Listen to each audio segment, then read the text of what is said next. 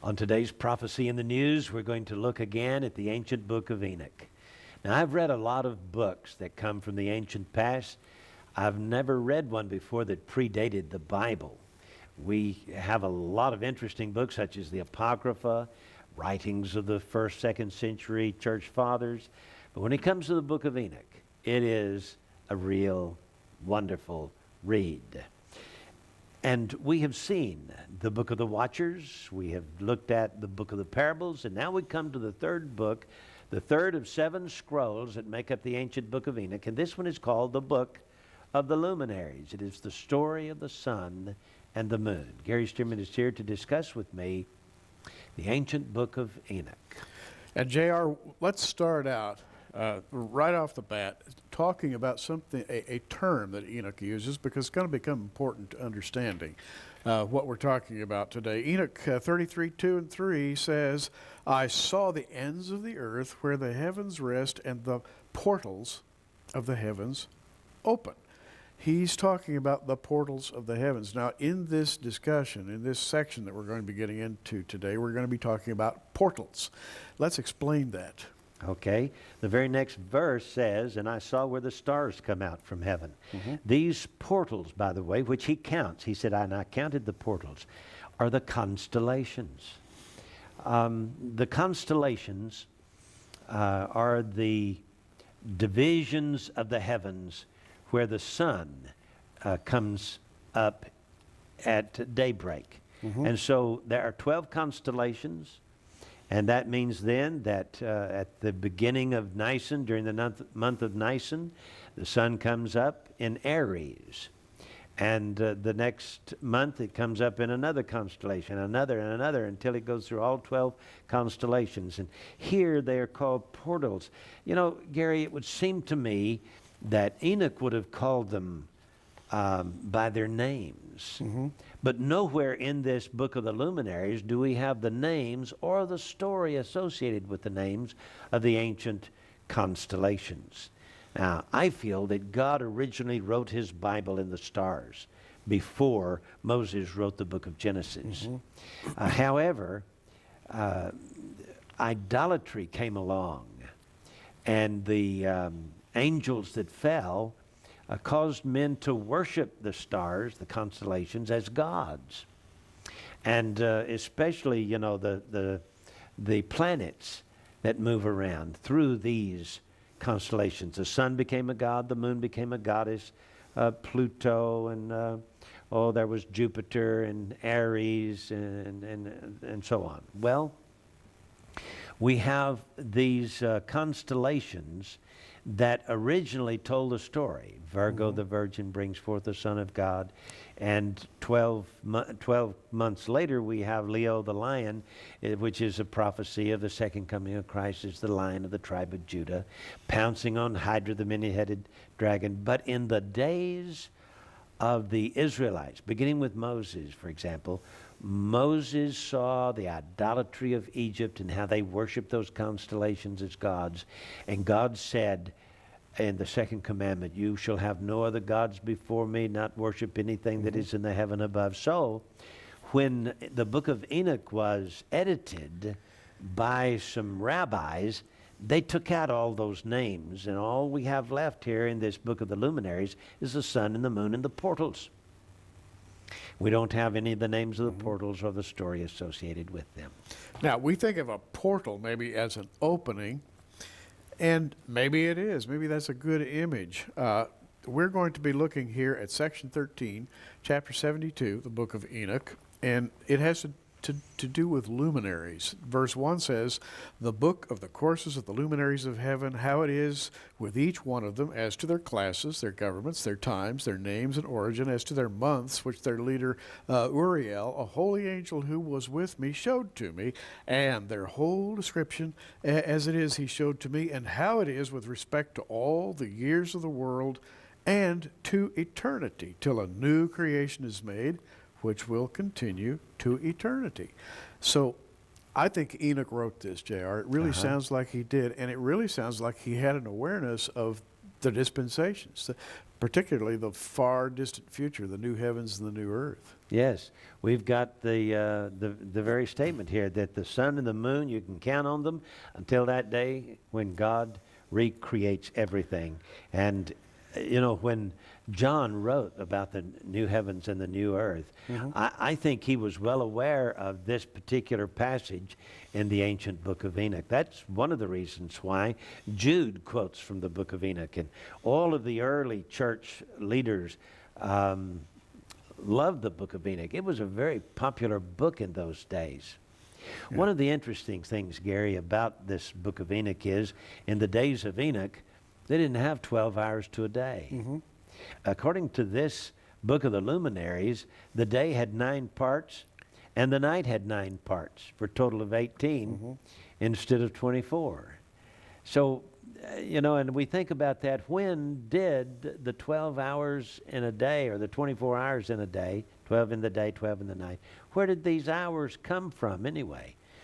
I don't really know. But, even right up until, shall we say, the early part of the 20th century, when time became such a pressure cooker thing and men were stressed out so over the time, and punch a clock in the morning to go to work and punch a clock at night when you leave the factory. Yeah. Hey, the old farmer didn't go by these hours, did he? No. The old farmer would say, it's about mid-morning, about noon. He'd see the sun going down, about supper time. Yep. That was close enough for him. And when the sun went down, it was time to go to bed. That's right. And that's the reason why he got up at 4 o'clock in the morning to get out there and plow before the sun went up and got so hot. My daddy, when he was a little boy, he used to get up at 4 o'clock in the morning. His dad would have him out in the field plowing. Now, as J.R. wrote this article, and he includes this commentary in his article, it began to seem to him that somebody edited Enoch's writing, and he was watching the sky, and he was looking at the way things move, and he was describing things from an earthly perspective, not from this perspective that Enoch uses earlier, that when he was flying in what was obviously a flying craft. Yes. This time we're looking at things from ground level, right? I think so. It's hard to say because there's such a smooth transition from the corrupted areas to the original text that I really couldn't tell you what was corrupted and what's not. But I can tell you this. When this book of the luminary says that at the time of the summer solstice, the day was twice as long as the night, he had to be somewhere around Paris, France, or the Ukraine, up above the Black Sea. He had to be that far north for the day to be twice as long as the night, or in the winter solstice for the night to be twice as long as the day. Because if you go down to the equator, Nairobi, Kenya, for example, and you watch the sun, at the summer solstice, the day and the night are still just about the same. There's not 10 minutes, 30 minutes difference hardly. And so he had to be pretty far up on the globe to see that the day was twice as long as the night at the summer solstice, or that the night was twice as long as the day at the winter solstice. So, Gary, what we have here is someone is situated on the planet, and he was at some ancient observatory. Now, there are observatories all over the world, ancient observatories. Stonehenge, for example, in England, was an ancient observatory. And then there was this circle in the Golan Heights in Syria, up near, Mount Hermon. Right. That was an ancient observatory. There was, the Great Pyramid and the Sphinx. And the pyramid had 4 sides, and if an astronomer was standing on that flat platform at the top of the Great Pyramid charting the days and when the sun comes up and when the sun goes down, that eastern slope of the Great Pyramid, he probably said, well, now here's the center, and here's this side over here, and here's this side over here. So he divided that into 3 sides, and then on the south side he divided that into 3 sides, and the west 3 sides, the north 3 sides. We had 12 points of the compass around. Then there's Mexico and another observatory in South America. So there are observatories all over the world. And people were really preoccupied with the way the sun moved back and forth through the heavens, the constellations back and forth. The North Star would dip down and up depending on the seasons. J.R., here and I'm going to read starting in verse 4, the Book of the Luminaries. At first comes forth the great luminary called the sun, and his circuit is like the circuit of the heavens. He is entirely filled with flaming and heating fire. The wagons on which he ascends are driven by the wind. The sun descending disappears from the heavens and returns through the north in order to reach the east, and is led that he comes to that portal and shines on the surface of heaven. And verse 6 says, and thus he comes forth in the first month in the great portal, and he comes forth from the fourth of these 6 portals toward the east. And it's obvious now what these portals are doing. Yeah. Notice he says that the sun ascends in a wagon. In a wagon. Okay. Or in another place, he calls it a chariot. And J.R., you know, that's a secular idea. The Yes. Greeks, the Persians, they thought of the sun as traveling in a chariot. Yes. The circle of the sun looked like a UFO Sure. of sorts. You understand what I'm saying? They didn't know back then that it was a sphere, a globe. They just saw the round, flat sun and the round, flat moon. And of course, probably Enoch described this as similar to the vehicle in which he was in. He was probably in a round UFO type flying saucer type vehicle. At least that's my concept of the house he described, because he describes it earlier in the Book of the Watchers. And here he says that, and by the way, in chapter 36, when he first saw this, that's elaborated here, they moved northward up to the ends of the earth. Well, if they did, and it was at nighttime, when he peeked far enough north, he saw the sun coming across. You got to understand, it sets in the west and rises in the east, but he went north and he saw the sun. So here it says, disappears from the heaven. The sun descending disappears from the heaven and returns through the north in order to reach the east. Yes. So it sounds like he's in this vehicle and they travel north and he saw the sun. Oh, look at that. The sun goes down in the west, but then it travels through this north here to get back around to the east. At least that is either the original text or some corrupted editor trying to explain to his generation what Enoch was seeing and what Enoch was doing.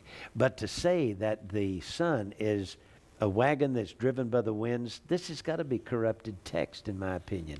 Because had Enoch wrote that, Uriel would have said, oh, wait a minute, I got to straighten you out here. That's not quite the way it is.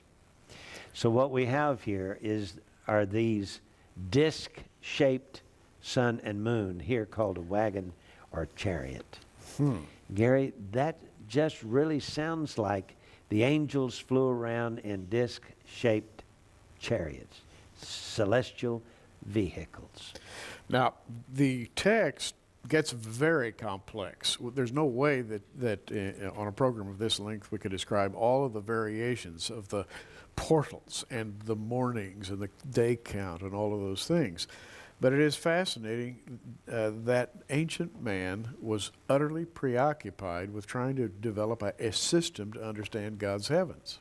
And by the way, they are all here in this article in our September 2009 edition of Prophecy in the News magazine. If you'll order this, you'll be able to read it and study it and understand what Enoch was seeing. It is a fascinating read. By the way, at the end of this Book of the Luminaries, Enoch says to his son Methuselah, I want you to preserve my writings for future generations, because whoever reads this is going to be so fascinated with it, they can't even go to sleep while they're reading it. And it will be to them better than good food. In other words, this is a real hoot, Gary. This is a great read. So I urge you to get this portion of the Book of Enoch, the Book of the Luminaries, in the September 2009 issue of Prophecy in the News magazine. $2.95. You can afford that. Come on. Call the phone number at the bottom of your screen and order it today. By the way, when you do get this September issue, I'd like to see you go ahead and subscribe for a year. You could either get this one for $2.95 and then get the next 12 issues, or you can begin with this issue.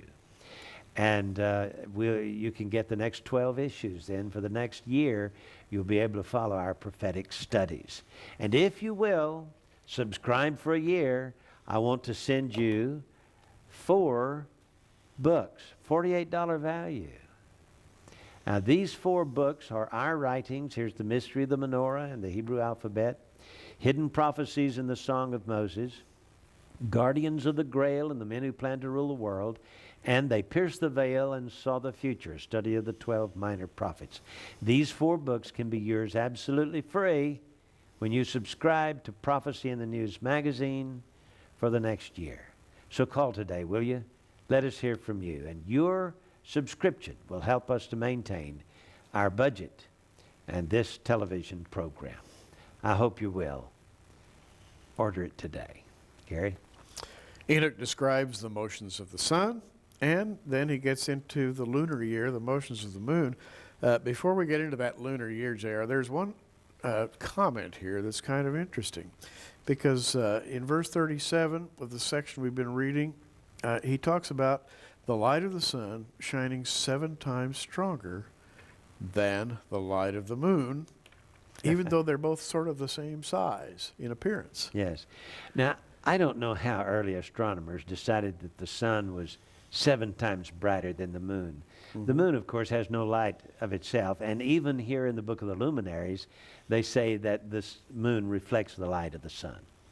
Mm-hmm. And so, but to say it 7 times, maybe they're thinking that the 7-day week over a 28-day period, 4 weeks, when the moon shows up with 1/7 of the week, all right? And then 2/7 and 3/7 and so on, until it gets the full moon, and then it begins to recede. The waxing of the moon, the waning of the moon. Maybe that's where they get the idea of the 7th. But in reality, modern scholarship has learned that the sun is actually 449,000 times brighter than the moon. How about that? That's a difference. Of course, they didn't have any way in those days to measure light, as we now can do it electronically and come up with an exact figure. But I think what he's saying here has to do with one being the source and the other being the reflection. And Yes. 7 is a good division. Yes, it is. And when they follow the moon, now I want you to notice this. It takes from the new moon to the new moon is 29 and a half days. Okay? That is the 30th day. 29 and a half means that it's 29 and then half of the 30th day. Mm-hmm. But actually, when the moon becomes a new moon, and it travels around to the full moon and then back around to the new moon again, 29 and a half days, the sun has moved on from one constellation to another. So the moon is chasing the sun, which means that we don't calculate the moon from where it was to where it was supposed to have been, because the moon has to move further to catch up with the sun and to become a new moon again. Now, I don't know if that means 28 days exactly for the sun, but for the moon, the sun has traveled 30 degrees.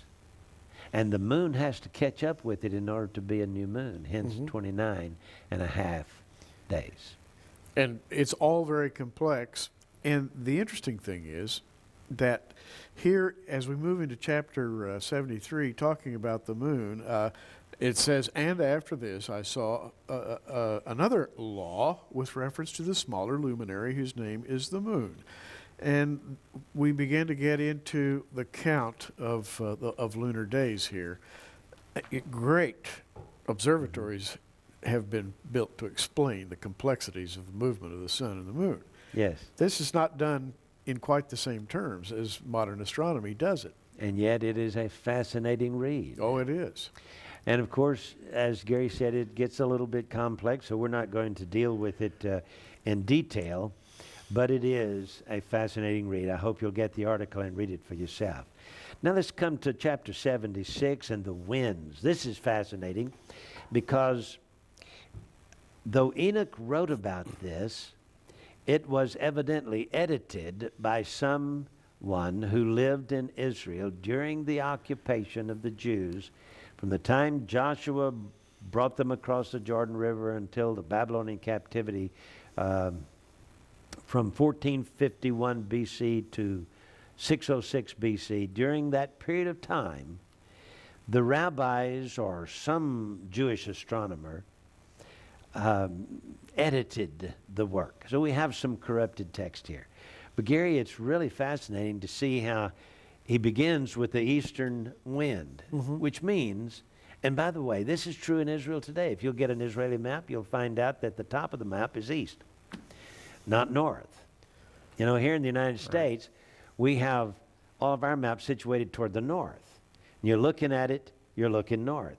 To the right is east, to the left is west. But there, a man is looking to the east so that the right is south, to his left is north.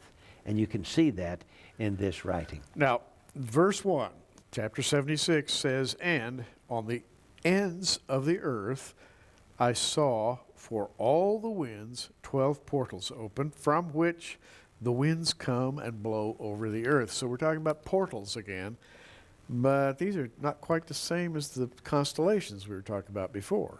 Right. Now, please understand that there are the 12 major constellations, and even here in this book of the luminaries, he talks about smaller constellations to the right and to the left. So there are smaller constellations in the southern hemisphere, there are other smaller constellations in the northern hemisphere. And when he gets right down to the points of the compass here, he talks about the east wind and that it is filled with destruction and dryness and heat and death.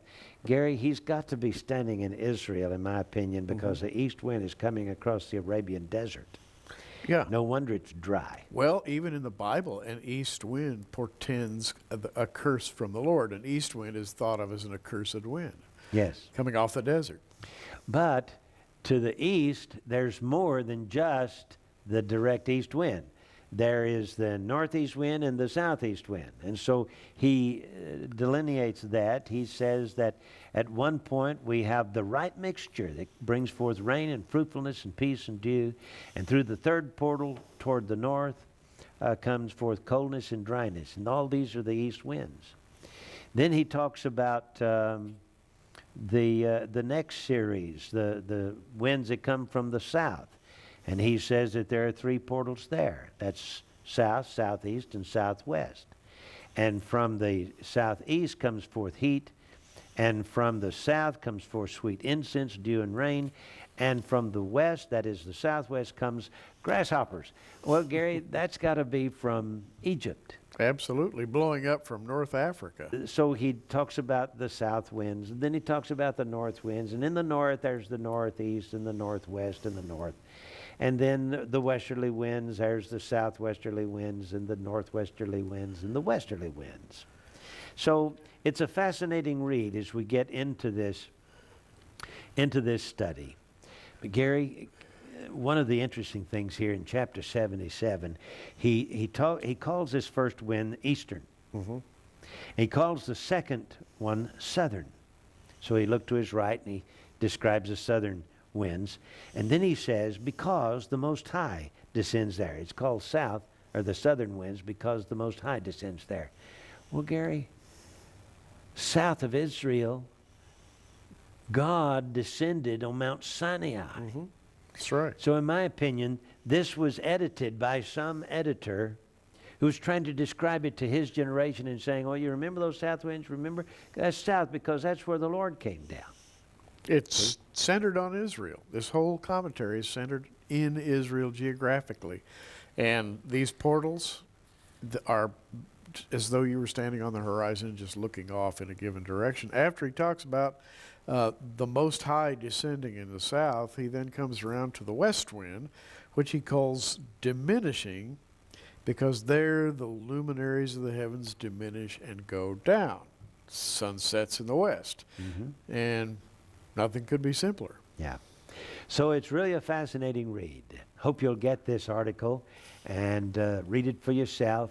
It'll require a little bit of study, but just as Enoch says to his son Methuselah, this is going to be a great read. People reading this won't be able to put it down until they finish it. It's better than food. They won't go to sleep while they're reading it. He wasn't talking about me, Gary, because I go to sleep reading anything. Yeah. Anyway, I hope you'll get this article and read it. And of course, in our next installation, we will conclude the Book of the Luminaries, which has some really great things in them as well. Taken as a whole, the Book of Enoch gives you a perspective about the thinking of the man who lives in the Middle East and about the plan of God. And I come back to this one point. Enoch wrote before the flood about the days that are yet future to us. He wrote about the future, the tribulation period specifically, and that hasn't happened yet. Yeah. It's really fascinating how he describes the things that will happen in the tribulation period when the sun becomes bright enough to scorch people and the moon is so bright you can see it during the daytime. That's in the Book of the Luminaries as well. I want to encourage you to study the Word of God. Remember, there are a lot of things in this blessed book that allude to the ancient Book of Enoch. There are some biblical scholars in the 1st, 2nd century that loved the Book of Enoch so much they read it in the congregations as if it should have been inspired scripture. In fact, Tertullian, who was born around 145 A.D., and lived at the turn of the 2nd to the 3rd century, wrote that his opinion was Enoch was inspired and should have been included in the scriptures. Well, anyway, it's a great read. I'm J.R. Church and Gary Stearman. Until next time, keep looking up.